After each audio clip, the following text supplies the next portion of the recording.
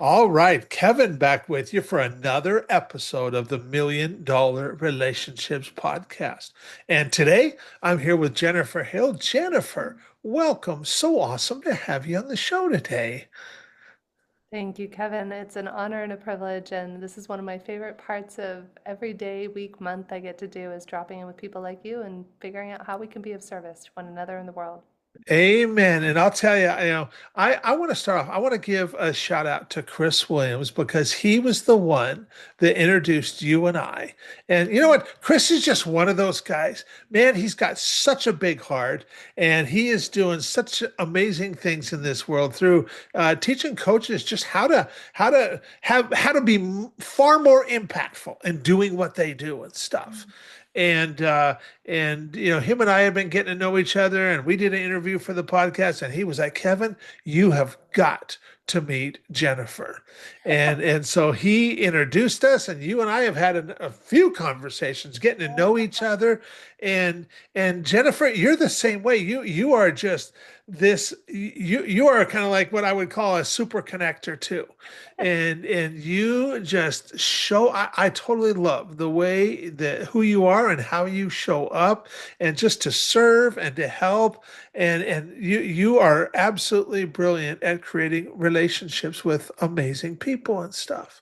And you place such a high value on relationships, which of course is what this podcast is all about. And so, and I am really looking forward to this conversation with you today. And I just want to, I was going to start by turning it over to you so that we can set a little bit of context for our listeners and give them a glimpse into your world and just kind of let them know a little bit about, who you are, who you serve, what inspires you most about the work that you get to do, about the impact you get to make in this world, and also give us some of the backstory because that's how we really get to know each other. And I don't know about you, Jennifer. I love hearing entrepreneurs' stories. Yeah, I completely understand, Kevin. It's funny, friends of mine are doing a show called Unlikely Bosses, and I think I was one of the most unlikely bosses. I never meant to be an entrepreneur. By the time I opened my first company, I had never taken a business class, read a business book in my life, and I'll always remember my childhood best friend when I opened my first company. I think I was 28 years old, and she's like, "Here, the business, how to build a small business for dummies book." Like that was my Uh-huh. first foray into business back in my late 20s. And trust me, I had a lot to learn. I've always been a bit eccentric, weird. People called me all different things when I was a kid. But more than anything, I just couldn't understand people. They're just like, what are these strange creatures who say one thing and do another thing? And I couldn't quite reconcile that in my brain. So I spent a lot of time in my earlier years by myself, like Okay. literally 100% of my time. My favorite pastime to this day, as much as I travel the world, speak on stages, I just had 100 people at my house on Saturday night. I love to sit by myself with a book and my dog and my husband. That's it. Uh-huh. And Uh-huh. so people mistakenly think that I'm an extrovert, yet I think that there's a term for it, which is like learned extroversion. So I can be with people for small groups. That's why I love intimate one-on-one settings like this, whether it's a podcast or just dropping in with a friend for a cup of tea. And I had kind of always these special intuitive gifts. I was just on a call with a dear, dear friend of mine I must introduce you to named Jane Warlow, who also has a great podcast called Sacred Changemakers. And we were talking about how we've both been kind of in hiding. So here I am, a businesswoman. I jokingly call myself Business Barbie. Like I wrote a funny article a couple of months back on LinkedIn called Can Business Barbie and Spiritual Barbie Get Married? Because up until, my late 30s, I would say, I was so corporate. I was just like wearing the suits. I had a suit in every color, speaking on stages, working with law firms and corporations, writing papers and white papers. And then one day I sold my first company and I had freedom for the first time in my life. And I swore, never will I ever build another company again. If you've met any entrepreneurs, many of us will tell you that after you go through a sale or even just go through building one company, you're like, never will I ever. And my little joke about this is the universe has other plans. So going back to my conversation right before this, I've been kind of an intuitive.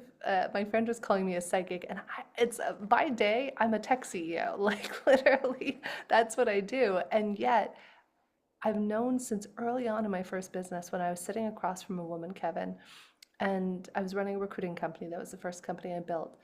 And as I'm sitting there talking to her, she's telling me what she wants to do with her life, how she wants to, get this job at a law firm or that. And intuitively, she's actually telling me a totally different story. I'm like, I listened to two conversations at the same time. So outwardly, she's telling me that. Internally, at the internal hearing side, she's saying, what I really want more than anything in my whole soul, Jennifer, is to be a writer. Now, these two things are happening concurrently. And this is, gosh, 15 plus years ago when I was opening my first company. And I'm like, what? So I remember looking at this lady and saying, well, what you really want is to be a writer. And Kevin, she broke down in tears and she started crying. Wow. And she said, Jennifer, nobody knows that. Not even my best friends know that. How do you know that? And I'm like, your soul told me. So I'm kind of coming out of the closet, if I'm being really honest, Kevin, that for years I was business Barbie. And yes, I spend 2 hours a day in meditation and there's the spiritual aspect and tech CEO and all the things. But really, what delights me at the soul level more than anything is helping other people to live the life of their dreams. That's what I'm here to do. It's going to make me cry, Kevin. I'm here to shake people awake. As somebody who's been suicidal, depressed, bulimic, alcohol, drugs, everything in between, hated myself, hated life, and felt it just was unfair. And I just so badly want to show everybody that there is something else out there. And when you get to the other side, it's worth all the pain, it's worth all the suffering. And I just really, truly, that's my purpose, is to give every human being, to see the spark of light in every human I meet, to reflect that back to them. And we can only do that when we first find the spark of light in ourselves. So that's my purpose, and that's why I'm here. Yeah. Wow. Wow. You know, it's interesting.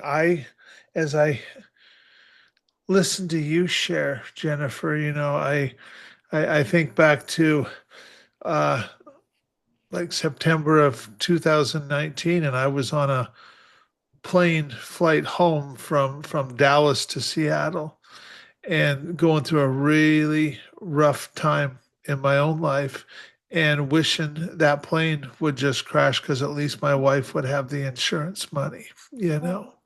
I'm so And sorry, Kevin. I remember what a dark time that was, and how I was just searching because I knew, that there was something more that I was wanting to do, but I just didn't have clarity on what that was. And it was just a really frustrating point to be in my life. But like you said, coming out the other side of this and now getting to the point of having discovered what that is, and just being able to be me and just show up and be me, complete with my gifts and with my, I don't know what we would, I don't necessarily say shortcomings or whatever, but you know what? There's some things that I'm really, really good at, and pretty much everything else I pretty much suck at, you know? I think that's true for all of us. It is totally, and yet, we a lot of times beat ourselves up for all the stuff that we're not good at, and we forget these amazing gifts that we have that, whether you want to say God given or what have you, that we just have these gifts and abilities that every one of us has, and we just kind of figure out that, wow, what a difference. And I will tell you that, like you, I just have so much empathy for entrepreneurs who are going through that kind of a place in their own lives and stuff because I've been there and I know what it feels like, and you know what it feels like. And you have incredible empathy for people. And I'm curious, how did you get from that kind of a point to where you are now? I mean, I know how I kind of know the journey for me a little bit, but what was your journey like? Ah, it's been a lot of self-development work and a lot of great teachers, Kevin. A Yeah. lot of study. I mean, I was joking with somebody on a call, I think it was yesterday, about how there was a part of me that was really a jerk. And the people who are the biggest jerks, the devil wears Prada, that sort of thing, we're often the biggest jerks to ourselves first. And it took several wake-up calls. It took many people reflecting back to me that I thought I was like a kind, loving person. I donated to charity, I helped the homeless, I did all the things, right? And yet, even though I did those things, it was more, everything was a facade, everything was a bravado in my life, and I was really just mimicking myself and others.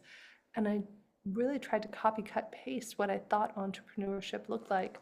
And I don't know, I've never shared this publicly anywhere. I don't know if I can find it, but if I can, I will share with you and your audience my most vulnerable moment when it was a little while ago. Oh, this is it. Do I have permission to share something, Kevin? Absolutely. I remember exactly where I was. I like to do Pilates, and I was on the Pilates reformer one Monday morning, and I had hit a new rock bottom as an entrepreneur. And I literally recorded myself saying this to all the other entrepreneurs out there in this moment. So I'll play it now for you. Yeah. I understand your pain, for you see, I am you. I have spent most of my life trying to prove I was worth something, trying to build something that would leave a legacy. What people don't tell you when you start on this journey, though, is that it's painful, lonely, and sometimes scary. Dear entrepreneur, please know you're not alone. Please know that your courage is valued for all of the contributions you make to humanity that people may not ever know. The hard work that you go through and the obstacles you have to overcome, not just the ones on the outside, but the most important ones which are on the inside. Dear entrepreneur, please keep your chin up. Please know that one day you're going to create something that will reveal great light and bring great good to the world. Even if it seems scary sometimes, it feels like you can't go another step. Dear entrepreneur, please ask for help when you need it.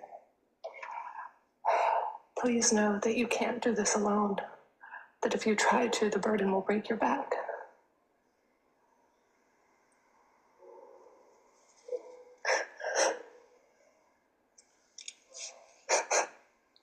Dear entrepreneur, please learn tools for self-regulation and for resilience.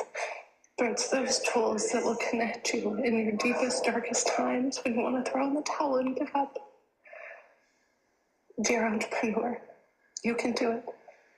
I know the path ahead might seem dark, and you can't even see the path on some days, but know it's there, and that you too will find your way and show others how to do the same. That was on one of my darkest days, and I just recorded that to I don't know who, and I've never shared it with anybody aside from my husband, but I don't know why I just chose to share with you and your audience, Kevin. Wow. Wow. I'm just kind of taking that all in because I can feel that, you know. And what would you say for someone who might have just heard that and they're going through their dark period right now? What would you say to somebody like that right now, Jennifer? Share it. That's it. If it weren't be you and I were talking before you got on the show, and you said, who is the one person I would want to honor? And literally, Kevin, there is not one person, there is every person I've ever met who has made me the woman I am. And the biggest difference between when I was in my teens and I was suicidal and when I've gone through great darkness and as an adult is that I've learned now that it's safe. It's safe to say, you know what? Life sometimes sucks. Sometimes it's so hard and you're inconsolable. But what I've learned is that just rawness, that just sharing that, you know what? I had a tough day. And then listening to one another and being there and I have an incredible group of friends around the world, entrepreneurs and different people, and just being there to listen. Sometimes that's all there is, Kevin, is just to listen to another human. Even my husband was lamenting something to me earlier. And, as entrepreneurs, you'll never understand what it's like for the ups and downs that we go through unless you run a company. You'll never understand. I remember there was one time I had pennies left in my bank account just to make payroll, and I hadn't paid myself for months when I was building my last company. And you don't get it. And I think the most important thing to ask one another too is to tell people what you need. My husband and I have an agreement. I'm autistic and I tend to be very literal and fix it sometimes and achieve, right?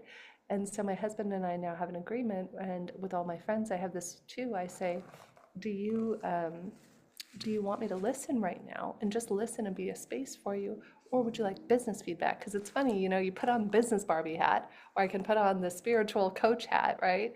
Or sometimes, you know what? Throw both hats out the window and just listen. A dear friend of mine and one of my greatest mentors who literally saved my life. I got diagnosed as being on the spectrum, sold my first company, and went through divorce all in 2018. And God bless Dr. Mark Wolston, who is a dear friend and mentor who passed away. And he wrote the best book in the world on listening called Just Listen.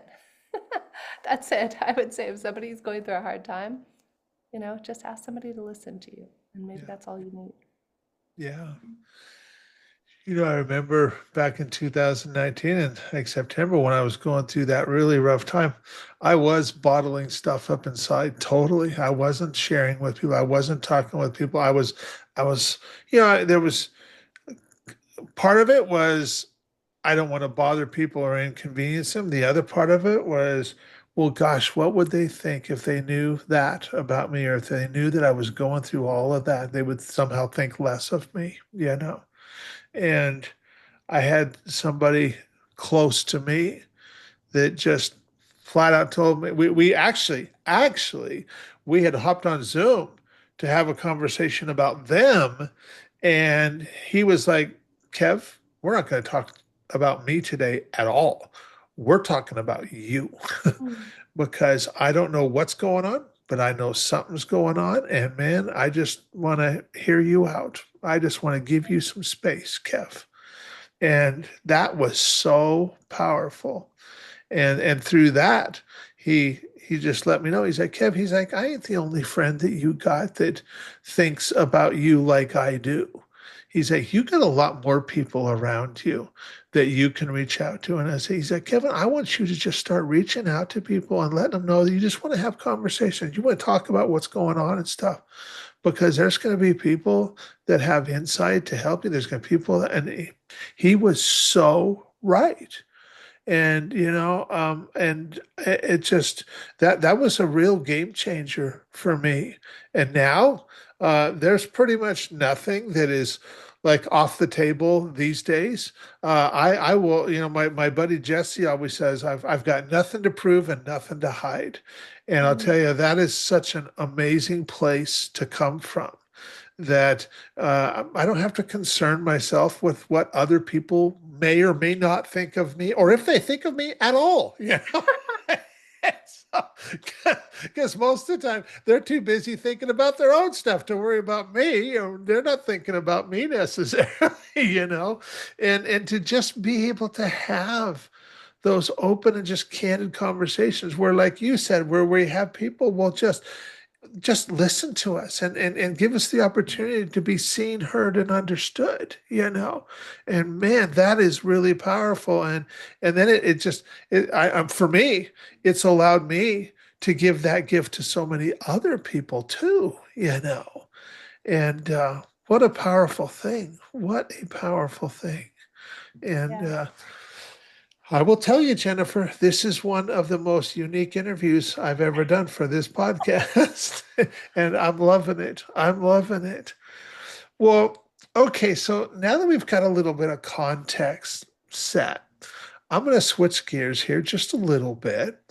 And I'm going to reiterate the question around relationships for the benefit of our listeners. So, Jennifer, have you ever been introduced to a person or persons who completely changed the course of your life or your business, so much so that much of what you have today would not be possible if not for this person or persons? And I'm just really excited to hear your story and your experience around this topic of relationships. Mm. Yes, there are many people who have made a profound and lasting difference on my life. I'll give you two of them. One was many years ago before I realized I was a jerk, when I still thought I was a good person. And I was about 23 years old. I was dating a new guy, and he and his brother had been gifted a program. It was like a personal development program in LA by their best friend. And you know how it is when somebody does a program and they're on their soapbox, you got to do this thing. Well, I've never Uh-huh. done well with anybody saying you got to do anything. I'm like, screw you. No, I won't. So this went on for about 5 months of me dating my boyfriend at the time after he does it until finally one day I acquiesce in a show of bitterness, not out of like, oh, this sounds amazing. I'm going to go transform my life. I literally went to prove it was a cult. So day one of the class, I show up. There's a room full of 150 people shortly out, like a few miles outside of LAX, and there's two people facilitating. And the guy looks out over the room and he says, does anybody have any questions before we get started? It's a 3-day class. So my hand shoots up and they're like, yes, you in the Vaughn bitch shirt. I wanted to be sure everybody knew who I was. So I had this maroon, like bright pink fusion like shirt emblazoned with the words Vaughn bitch on it because I wanted people to be clear I was not happy to be there. And so I said, yes, how would you respond to the fact that this, meaning the class, is a cult? And the guy looks at me, gives me a little side eye and a chuckle, says, if it is a cult, it's the best damn cult you'll ever join. Next question. So fast forward, the weekend goes on, Kevin. At this point, I've been bulimic about 8 years of my life, throwing up 20 times a day, drugs, alcohol, all the time. And everybody else, I'm stewing in self-righteousness while I'm sitting here watching everybody get breakthroughs in their life, and I'm just seething in judgment. I'm being a judgy bunny.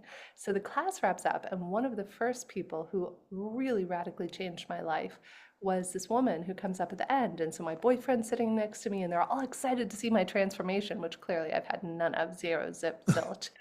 And the lady comes up who's co-facilitating, and she says, are you going to do the advanced class? And I looked at her.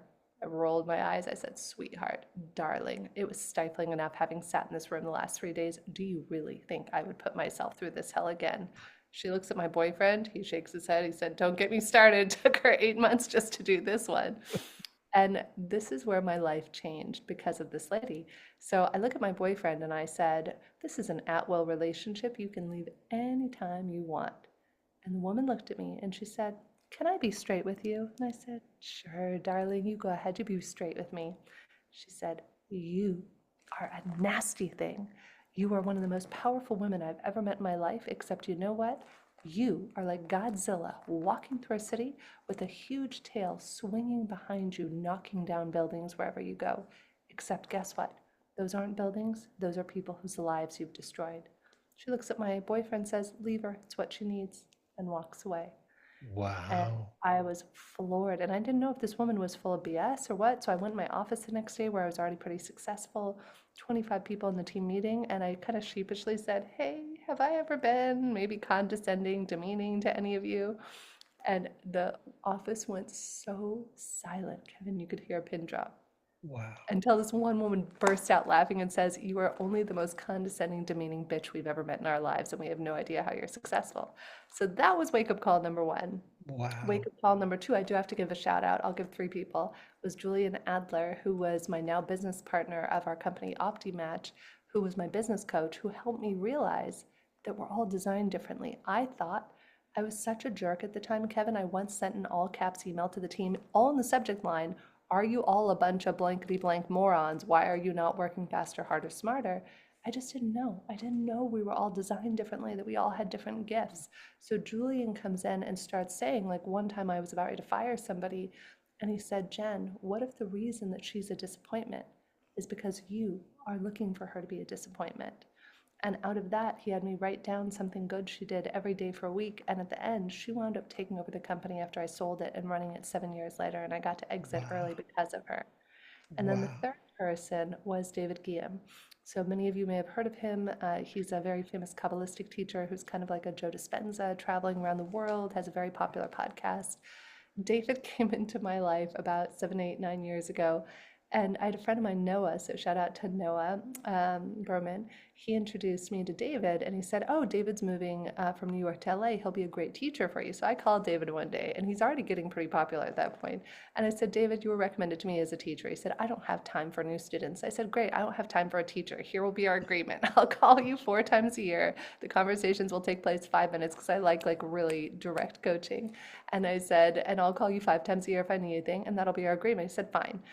And then he wound up being one of my most influential mentors. He taught me many of the wisdom of Kabbalah helped me find my soulmate. I mean, so much of who and what I am today, most recently, has been influenced by both Julian and David. Wow. Wow. And so did you stick to that agreement, 5-minute calls several times a year? Well, we started that way, but then because he and I really dropped in and got along, then he had me mentor a Kabbalah 1, 2, and 3 class. So I got Okay. trained on how to be a great mentor and listener, and I learned so much from him. I would not be coaching and consulting and doing the work I'm doing today if it hadn't been from everything he taught me. Wow.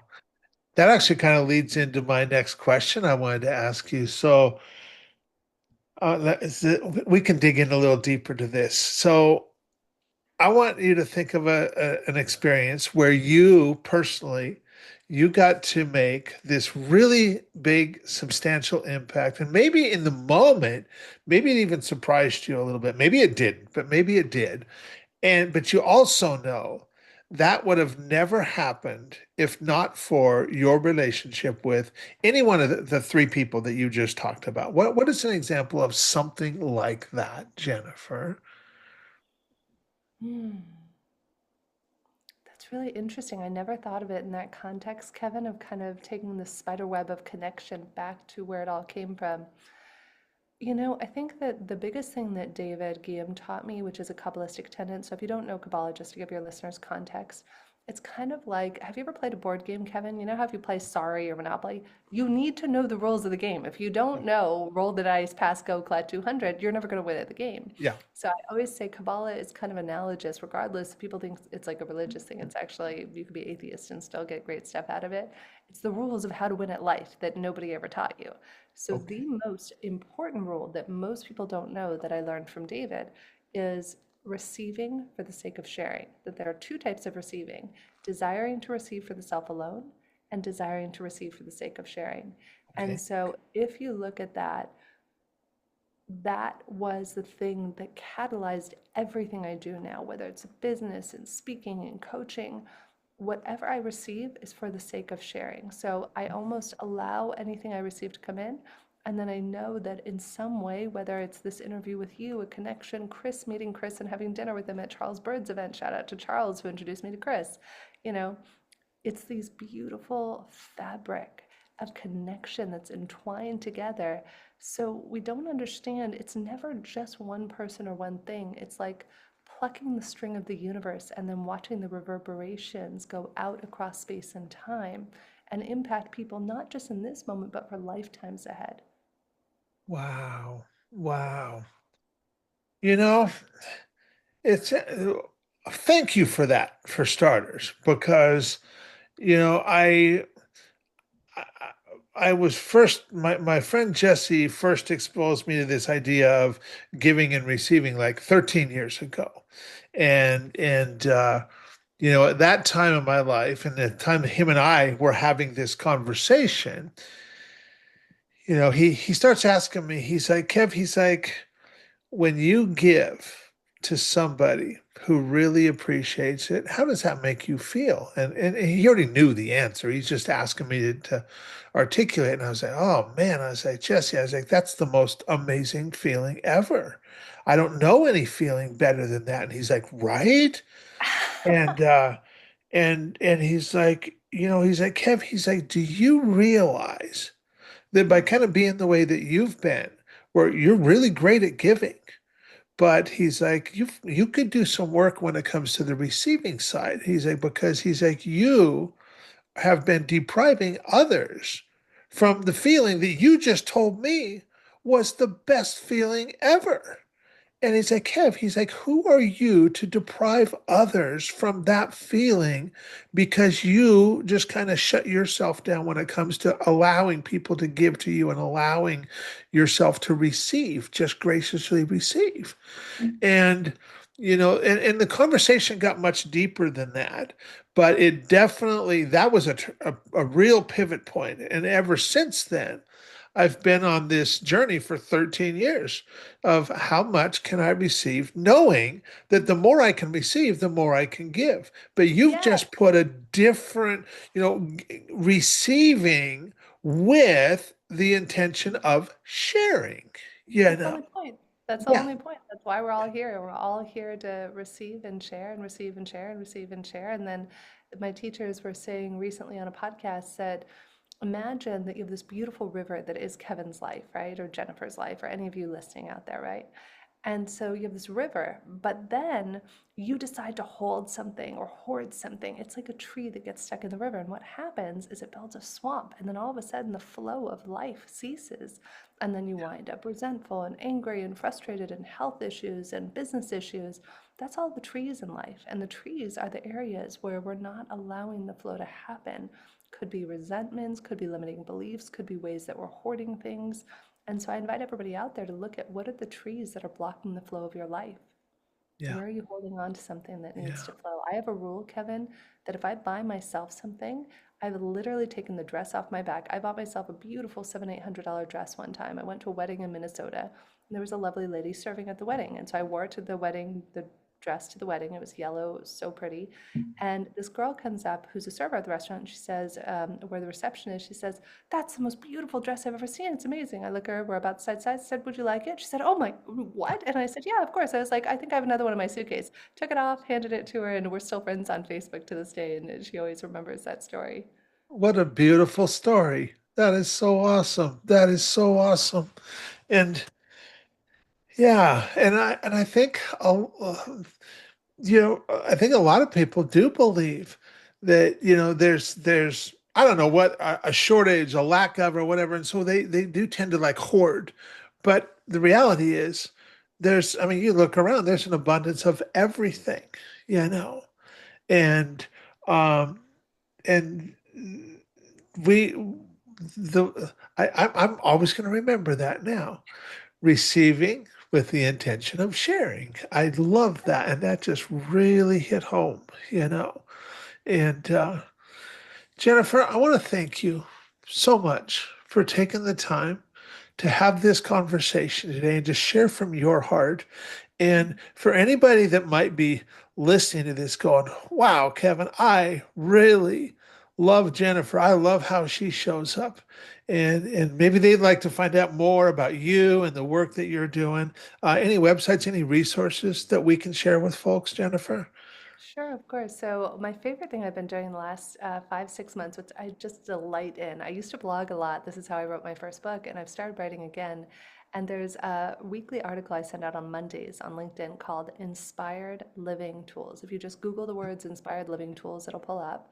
And I just love it because I get inspired by conversations like this. And it's all the articles are based on real life circumstances that coaching clients, people need support with. So you could go there. I have my own podcast called Super Connections, how to super connect to yourself, others, and your purpose.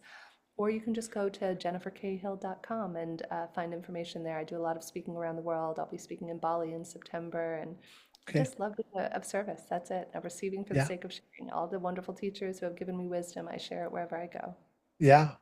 Awesome. Well, any last thing that you feel led to share before we call it a wrap, Jennifer? There's great pain within all of us.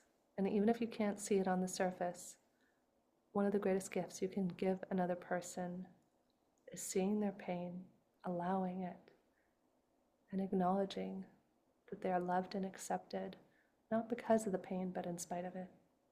Yeah. Yeah. Absolutely. Well, once again, I want to thank you so much for taking the time to have this conversation today. I really appreciate it. I really appreciate you. And I'm excited to get this out there and share it with a lot of other entrepreneurs. So thank you so much, Jennifer. Well, thank you, Kevin.